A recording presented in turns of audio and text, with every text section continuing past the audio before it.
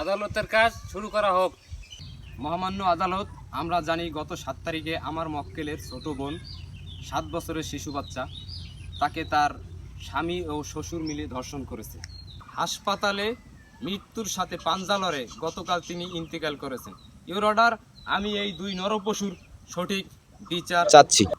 আমি এই নির্মম ও ঘৃণ্য অপরাধের জন্য আসামি 2 জনের সর্বোচ্চ শাস্তি মৃত্যুদণ্ড কার্যকরের আবেদন জানাচ্ছি। আসামি পক্ষের কোনো উকিল আছে? হুজুর, আসামি পক্ষের কোনো উকিল নাই, এই মামলা লড়তে গেলে রাজি হয় না। হৃদয় সাহেব, আপনি কেসটা লড়েন।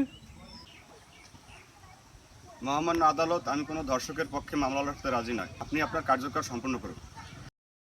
Order order order. এই আদালত আসামি খালেক ও মালেককে ধর্ষণের অভিযোগে 302 ধারা মোতাবেক ফাঁসিতে ঝুলিয়ে মৃত্যুদণ্ডের আদেশ দিচ্ছে।